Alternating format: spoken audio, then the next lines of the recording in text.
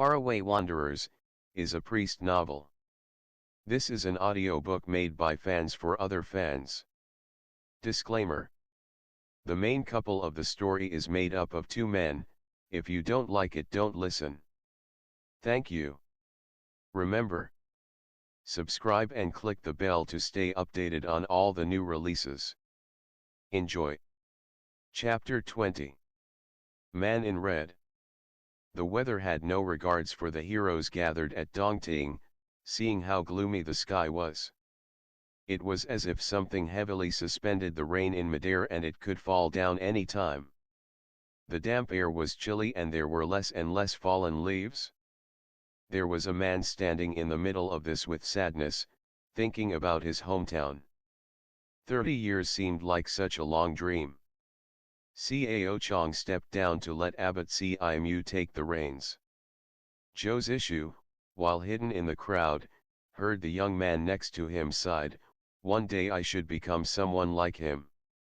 Xiangyu, the overlord of Western Chu, upon seeing Emperor Shi Huang's procession, had said, "I am fit to replace him."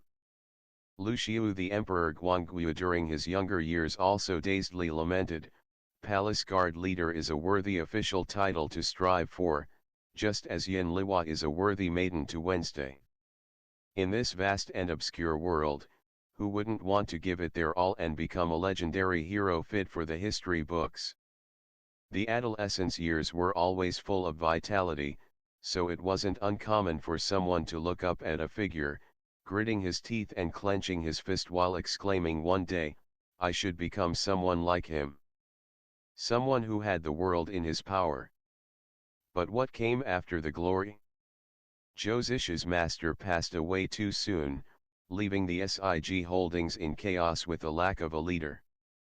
Just like that, the responsibility fell on his shoulders as he is the big senior brother, but how much could a big senior brother really do? He was barely over 15 that year. The current emperor when he was 15 was still biding his time however he could. Nan Ning Wang when he was 15 was indulging in wine and pleasure and letting them cloud his senses. Even the great shaman of South Xinjiang back when he was 15 was a kid stranded in a foreign land as hostage, full of resentfulness but had no way out. That's why Liang Juxiao in some ways had become his only solace as they depended on each other to live on. But since when did the cracks in their relationship appear? Maybe it was when Liang Juxiao visited the capital for the first time and saw the corrupted struggles, saw the increasingly horrible conflicts between families, saw brothers murdering each other in cold blood, saw all the crimes, framings, even deaths of loyal officials, behind all of which was the big senior brother whom he always looked up to. Gao Chong was already standing up, fiercely condemning the Ghost Valley in front of all the heroes. Zhou Zish's eyes were downcast, as if he was sleeping.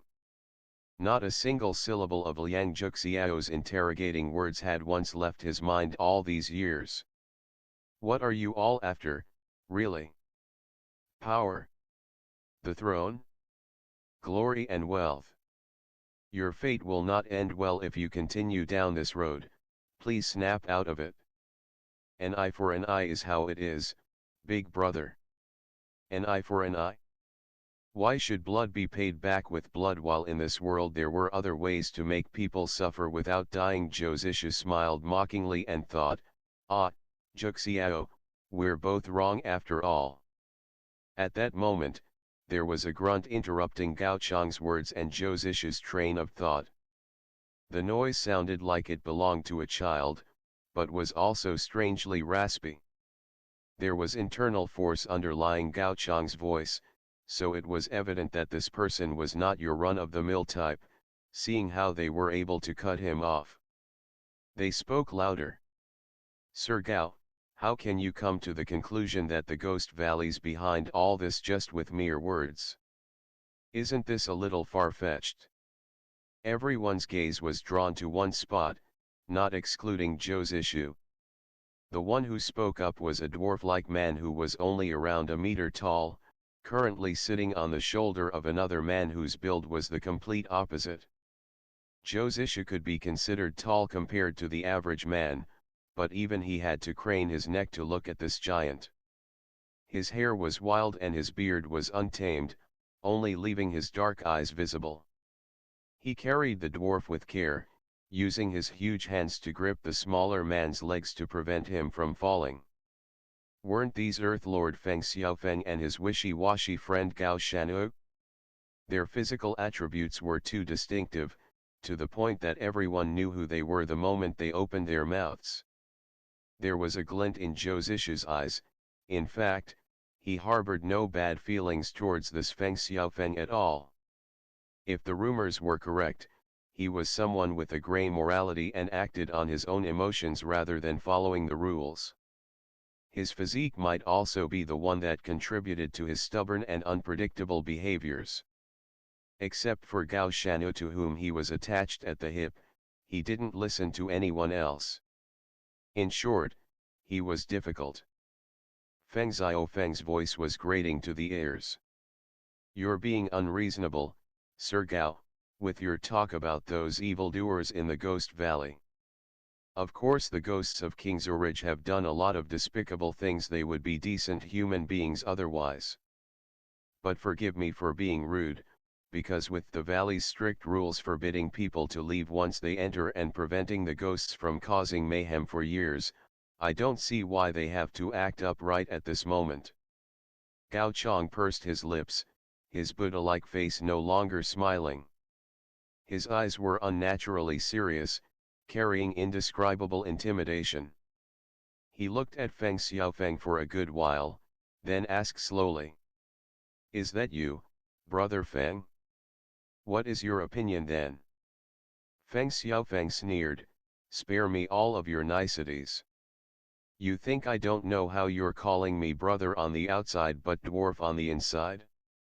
Well, this dwarf has heard something through the grapevine and would like to give all you jobless heroes a warning, so that you don't go and do something embarrassing."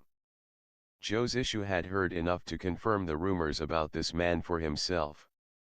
Feng Xiaofeng was definitely not the malicious type, he was neutral at worst, but people-pleasing seemed to be non-existent in his vocabulary. Not only was he unpleasant, others would label him a mad dog without a doubt. There were whispers about how he cut off someone's tongue after they called him a dwarf. He would even cut the tongue of someone who addressed him impolitely, and when they did show him politeness he would deem it a lie, a real tough nut to crack. Gao Chong frowned, but as a renowned hero he had to be courteous and not try to argue with a mad dog. So he asked in a civil manner, "What rumors have you heard, Sir Feng?" Feng Xiaofeng let out a cruel laugh, sounding not unlike a mystical bird. "Why are you playing dumb, Gao Chong? I may know nothing about Mu Yunj and Yu Tianji's case, but do you dare say that the deaths of Zhang Yusin and the Patriarch of Taishan have no correlations to the lapis armor?" At this, the expressions of those who were in the know changed immediately as whispers broke out. Wuxia took note of Gao Chong seemingly turned to glance Abbot Cimu with a grave expression. In contrast, Monk Gu's young disciple who was sitting near Gao Chong paid no attention, his posture and attitude resembling a detached immortal. Zhang Chenling, sitting beside Zhao Jing, sneaked a look at the elder. He saw Zhao Jing's face turned into a mix of rage, contemplation, and something else rather scary after lapis armor was uttered. The boy's impending question was stuck in his throat. In this relatively short amount of time, he had come to understand a lot of things. Zhang Chenling could see the contempt and pity in people's eyes and read it in their words. That's right, how could the famous Sir Zhang Yusin have such a coward for a son? He once heard the Zhao's servants gossiping in secret about whether it was worth it for hundreds of people to lay down their lives just for a kid. With him being incompetent in every aspect, how could they expect him to avenge Sir Zhang and rebuild the Zhang family? They only saw him as a mascot to express their hatred for the Ghost Valley, then they would turn to him and said, "Ah, the Zhang orphan. Don't worry, kid, we will seek justice for your father and family. A helpless, pitiful mascot. Zhang Qingling's thoughts strayed to the sickly and quiet man he met in the abandoned shrine that day. Ever since that horrific night, he could never sleep without encountering nightmares, but who would care if he told them? Even Uncle Zhao would tell him to straighten his spine and stop it from getting to him, that everyone would stand beside him to avenge the Zhangs. There was no one else who would embrace his shoulders and talk to him softly, that it's all right, sleep all you want. I'll wake you if there's a nightmare. Seeing that chaos had broken out, Feng Xiaofeng's smirk remained as he requested that Gao Chong gave everyone an explanation about the lapis armor. Zhang Chenling lowered his head and was kneading his temples when there was a stealthy rush of wind flew at him, carrying a tiny ball of paper to hit his palm directly. Zhang Chenling startled, and after seeing that no one was noticing him, he bent down and picked up the paper ball. Written on it was simply, "Follow me if you want to know the truth." When Zhang Chenling looked up, in the crowd there was a man in dark clothes who was staring at him without blinking. A cruel sneer seemed to be hung at the corner of his lips, his gaze dark and disdainful as if he was sure that the boy wouldn't follow him. In a blink of an eye, not sure if it was out of being over-emotional or impulsive, Zhang Chenling gripped the note tightly. Taking advantage of the current commotion, he quietly left Zhao Jing's side and followed the strange man through the crowd. No one noticed him except for Zhou Zishu. Zhou Zishu always had half of his attention on Zhang Chenling, and his keen eyes immediately noticed and alarming him of the man shooting the note at the boy. Seeing that Zhang Chenling discarded all notions of danger and went after the man alone, he frowned and immediately abandoned the hero's quarrel to chase after the boy in secret. The man seemed to be toying with him, disappearing as soon as Zhang Chenling followed him, but not long after that, there would be small rocks shooting at him from different directions, apparently mocking his extremely terrible Qinggong, like a cat playing with a mouse. Zhang Chenling gritted his teeth, unconsciously able to pursue further and further. He didn't have an aptitude for these physical activities, and after he arrived at the Zhao's holdings, everyone was too busy about doing heroic deeds to remember to teach him more kung fu. Soon enough, his angry chase left him out of breath and dizzy. He could almost hear the sound of his pulse by the temples. Never before had the spoiled boy been so angry with himself. He heard someone snored, "This is Zhang Yusin's brat. What a waste." He thought, "That's right, you're a waste, Zhang Chenling. Why did Uncle Li risk his life to save you?